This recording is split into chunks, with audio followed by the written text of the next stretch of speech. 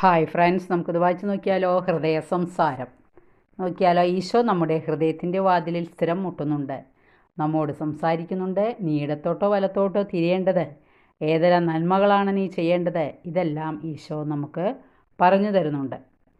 നാം ഏകാന്തതയിൽ ഈശോയെ കേൾക്കാൻ ശ്രമിക്കുമ്പോൾ ഈശോ നമ്മോട് പറയുവാൻ സാധ്യതയുള്ള കാര്യങ്ങൾ ഇവയാണ്.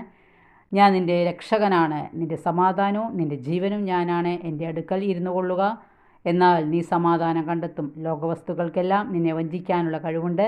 സ്രഷ്ടാവ് നിന്നെ ഉപേക്ഷിച്ചാൽ സൃഷ്ടികളെ കൊണ്ട് നിനക്ക് ഒരു പ്രയോജനവുമില്ല. നമ്മുടെ ജഡിക വാസനകളുടെ വാതിലുകൾ അടച്ച് ദൈവത്തിൻ്റെ സ്വരം കേൾക്കാൻ ശ്രമിക്കുമ്പോൾ തീർച്ചയായും നമുക്കത് കേൾക്കാൻ പറ്റും. പ്രാർത്ഥിക്കാം. കർത്താവായ ഈശോയെ, അങ്ങയുടെ സന്നിധിയിൽ പൂർണ്ണമായി എന്നെ തന്നെ സമർപ്പിക്കുവാനുള്ള കൃപ തരണമേ. ജീവിത സാഹചര്യങ്ങളിൽ മനഃപൂർവ്വം ഏകാന്തതയും മൗനവും ഉണ്ടാക്കി അങ്ങയെ കേൾക്കുവാനുള്ള കൃപ ഞാൻ യാചിക്കുന്നു. യേശുവേ സ്തുതി.